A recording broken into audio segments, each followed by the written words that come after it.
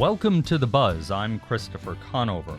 COVID-19 cases are rising across the nation, especially among children who cannot get vaccinated. This week, we look at COVID and education.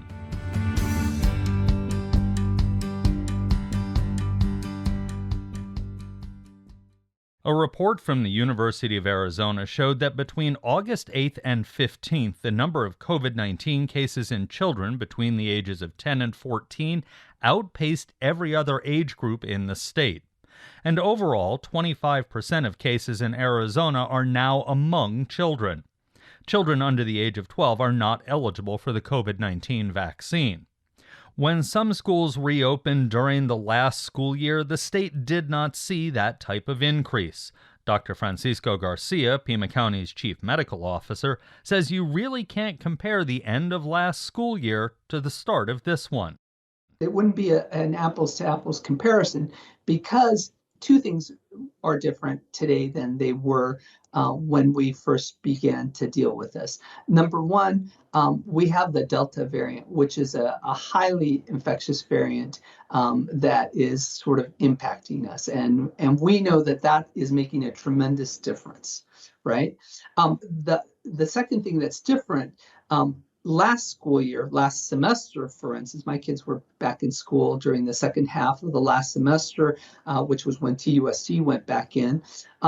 Even when kids were in school, the capacities of school, the number of children in classrooms was much, much smaller than it is today. For TUSD, it was something like a quarter of kids were actually in physical classrooms. And for most of our school districts, Vail, Sunnyside, the ones that had in-class options for the second half of last semester, their occupancy, the number of butts in chairs was relatively modest. The third thing that is different was the thing that at that time the schools had complete liberty to implement whatever mitigation strategies they wanted to. And so you saw, because there was less density, less kid density in the classroom, you saw them being able to space out children. You saw them be able to require masks. You saw them do temperature checks and start the process of doing testing on some of the cohorts of children. That's really, really different from the reality that we're living now, which is many more children in the classroom, a very highly transmissible variant, and a population of very vulnerable children, that is, children who are not vaccine age eligible. Garcia said during a news conference the concern for children is real in Pima County. When we look at the data for schools, just since the beginning of the school year, since July of the school year, we've had 1,235 school-related cases. These are cases that were reported by the schools to us. To put it, most of those cases, by the way, are in children. The vast majority of them, are in that age group of less than 12. So last week, 550 were in that age group of less than 12. So this most vulnerable age group is the age group that we see being impacted. We see that this phenomena is playing out across all our different school districts and all our different schools. We have approximately 205 schools that have reported cases out of those environments. And as of last week, we had 50 confirmed outbreaks. To put it simply, the higher the number of students in a school, the more likely you're going to be to see school-related cases. That was Pima County's chief medical officer, Dr. Francisco Garcia.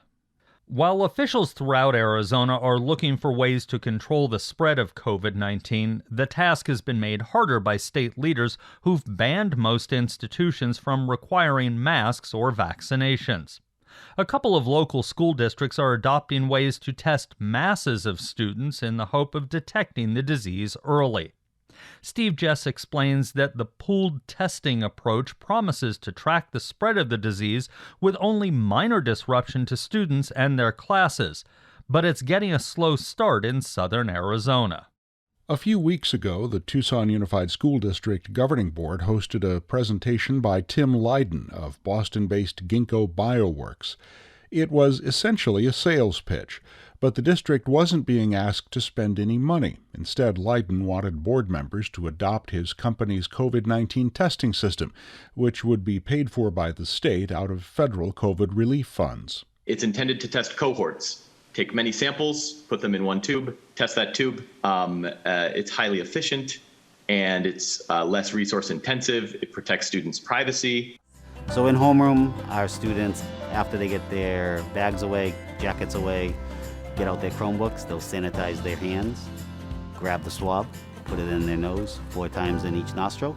A company video posted on YouTube shows young students unwrapping short nasal swabs, swabbing their own noses, and dropping all those swabs into a common tube which goes to the lab for testing.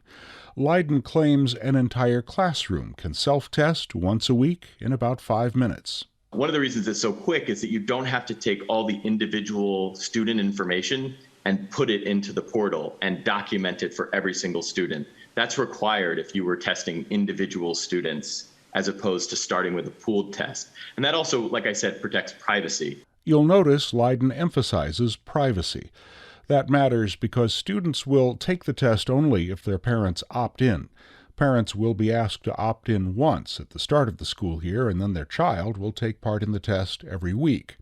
Lydon seemed to recognize that a lot of parents might not want their kids to be given a medical test at school, even a test that's supposed to be anonymous. He stressed that full participation isn't needed.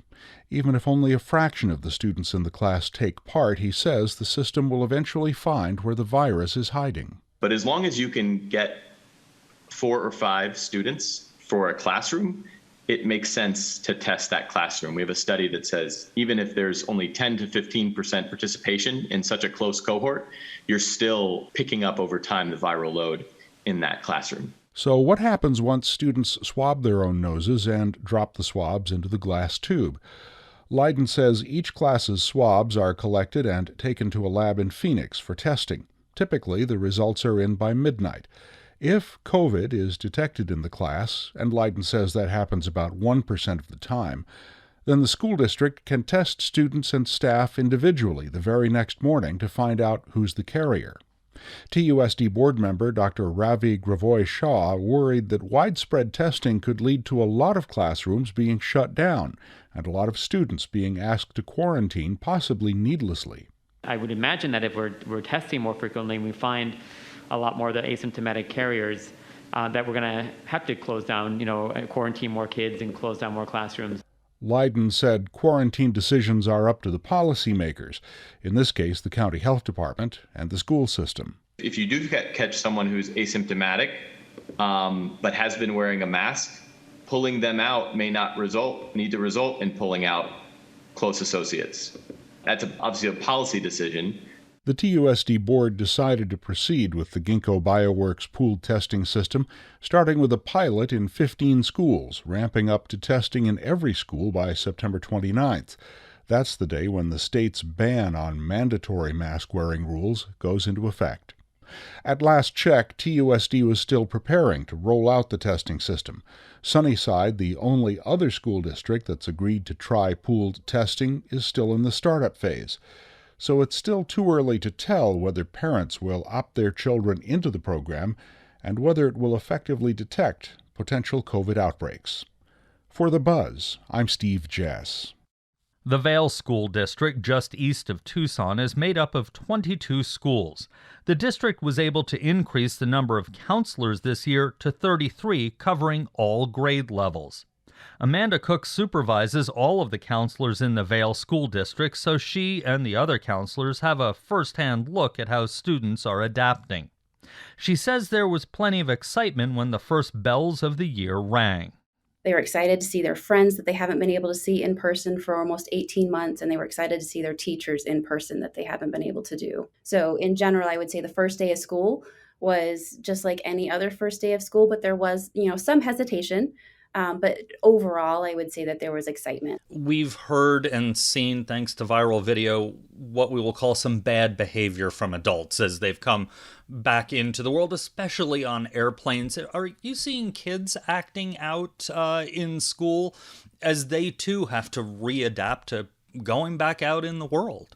I would say yes, there are, behaviors that we're finding. If you can imagine, school is one of those settings where students learn how to interact with others, both their peers and adults. And when you take away a year, almost 2 years of being able to interact with their peers and adults, they lose some of those social skills, just like us as adults. I think we've lost some of those social skills because we were isolating. And so, yeah, there have been, students acting out in the classroom, refusing to do things. But, teachers are great and they're learning how to manage that the best that they can with the support of their administration. From a parent's standpoint, what are some things that they need to watch for maybe as their kids are going back to school? Because as you said, it is a little bit stressful. We've all lost some of those skills. Are there things that parents need to watch for? Because kids don't always communicate so well as maybe their parents would hope they would. So my recommendation would be to watch their behaviors. If typically they're an easygoing child and all of a sudden they're irritable and they are defiant, then that could be an indicator that, something is wrong. Where on the reverse, if they are an outgoing, bubbly kid and all of a sudden they're recluse, they're hanging out in their bedroom, they don't want to participate in family events, then that's also another indicator that something's going on. But in general, I would just say, have conversations with your kids on a daily basis and just talk about how things are going with school. Reach out to the teacher and, get an idea of what's happening in the classroom and how they can support them at home with their academics. If you've got kids that are stressed out, you said reach out to the teachers if you're seeing some stressed behavior. Are there other things that parents need to do maybe to help reduce that stress, whether it's going back to school or dealing with the social pressures that maybe they hadn't dealt with quite so much for the last 18 months? So I would say definitely partnering with the school, reaching out to the teacher, reaching out to the school counselor or any other resource that's there on campus. But then at home, really developing a routine. Kids, both, young and, the ones that are about to graduate high school, they thrive on a routine. And so if we can help as parents establish that daily routine, at least that's one less thing that a kid has to worry about figuring out, because they're already worried about figuring out math and science and social studies and, all the other stuff. But if we could just help them with this one thing, and then the other thing is just that connection, that connection both with as a family, and just with the school, and just encouraging, being connected with your school and trying something new. If you haven't been involved in a club, try something new. Has it been stressful for students with that looming possibility that we could go back to hybrid or we could go back to online if the numbers jump that the adults are certainly watching? Is that an added stressor for them, that not knowing and then in and out of classes even? Absolutely. I think the stressor of not knowing, like you said, is definitely something students worry about. And I think that's where they look to their teacher as that adult figure in their daily life for reassurance. And I know that our teachers are working really hard to build that connection with their classroom to help when those situations start to get discussed. Kids can be pretty resilient. Will this be a long-term problem, do you think, for this generation of students? I like to say that our students are resilient and that they'll be able to look back at this as having a piece of history and being able to participate in it. But overall, I think that through this, with the support that they have on campus and at home, they're learning resiliency, they're learning grit, they're learning what it takes to work through hard situations. But yes, it's definitely going to change.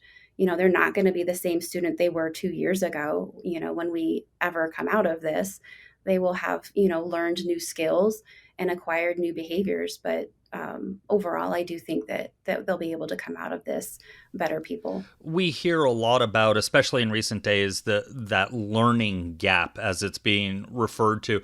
Has that learning gap affected the way that kids are acting? They lost some of that natural skill building that they would have learned on campus with their peers. And so, yes, throughout these last, Vale's been in school since almost the last week of July, I think.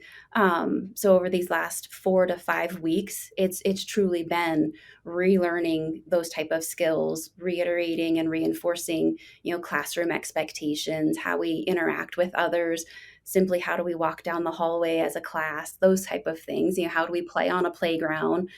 How do we sit in a cafeteria and eat lunch with our peers? Those kind of things. There's all a gap, but like I said, kids are resilient and they're learning how to, face these challenges and figuring it out and, really looking to make the best of it.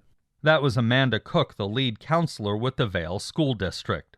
This week, we're looking at how COVID is affecting Arizona's K-12 schools. The Arizona Department of Education recently released data for the 2020-2021 school year looking at how students did academically. Not surprisingly, scores dropped. The year showed a 4% decrease in English language scores on standardized testing and an 11% drop in math scores. The news was expected by most people in the education field as students grappled with transitioning to online classes and hybrid classrooms. Dr. Christopher Bond spent the pandemic working in multiple rural school districts across the Southwest. Now he's the superintendent of the 1,200-student Babakiveri Unified School District on the Tana A'atham Nation, and says those are not the results he saw. Our student achievement actually improved during COVID. Post-COVID, our scores, even in this district, are higher than they were pre-COVID. And I think one of the reasons was accessibility.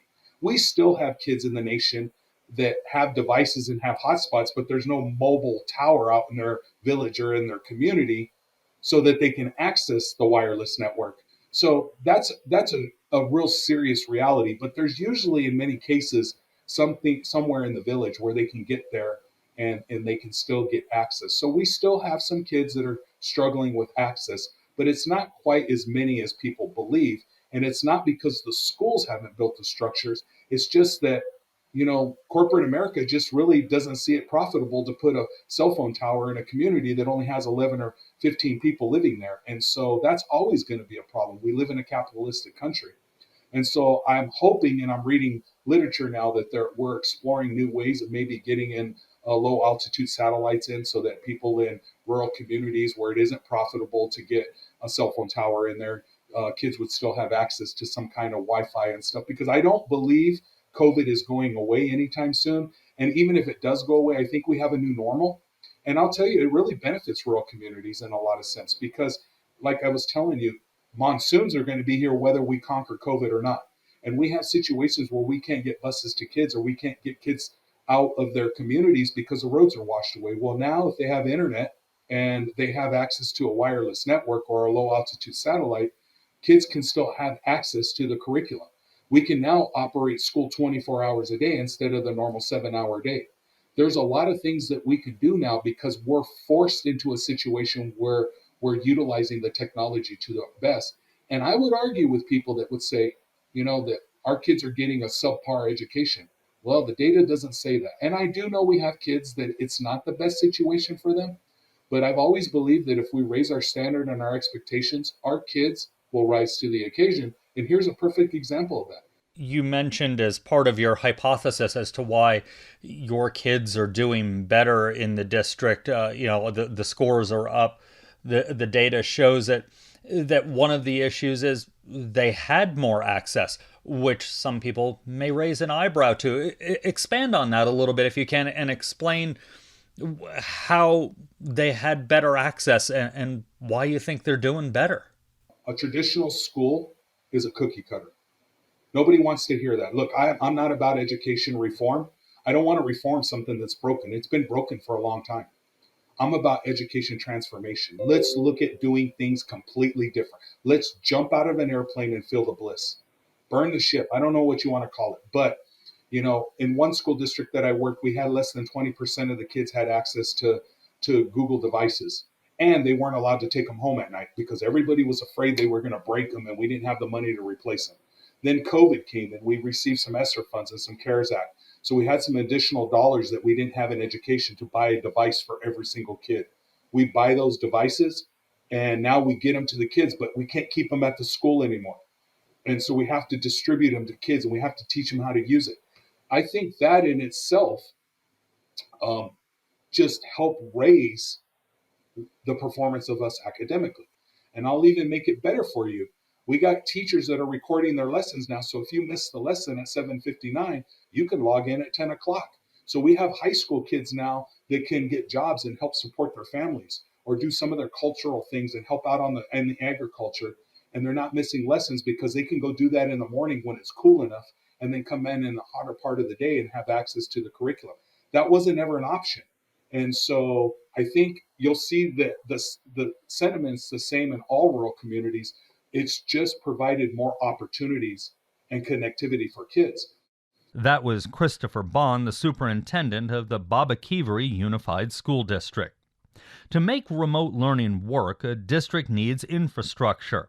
The federal government made money available to help with digital infrastructure, but that takes time. Ana Samaniego, the superintendent in the Douglas Unified School District, says the problems her district had were like so many others in Arizona.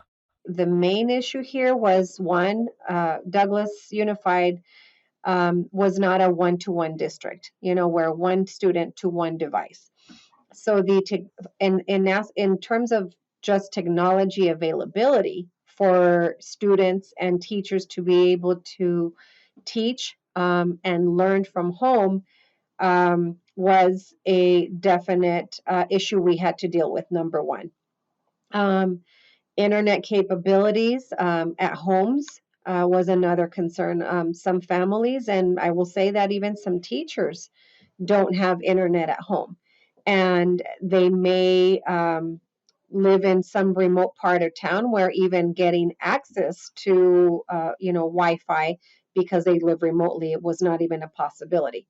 So we dealt with the internet infrastructure, the device capability, and just providing the broadband, Wi-Fi broadband internally at our schools was something that we had to quickly address and figure out strategies to, one, help our teachers, to help our students and our parents that were living and now, where we were working from home and learning from home. So we try to do the very best that we could with the funding or the means that we had during that time last year. You mentioned funding. When it comes to funding, I know there were federal dollars in the CARES Act and the American Rescue Plan.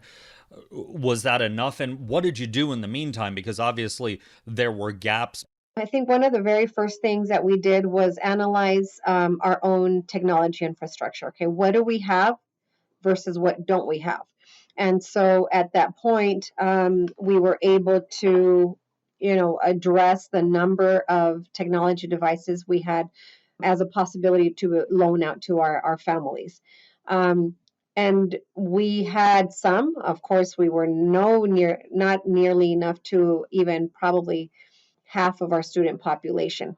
So in the meantime, we issued out what we had. And of course, we had parents fill out, device request forms. They had to be submitted by a certain time. So it was kind of a first come, first serve basis. And so under that process, we were able to get, a good chunk of our families, at least a technology device. And what we did, and I'm not sure if other districts did this, but you have one family household with, let's say, 5 kids.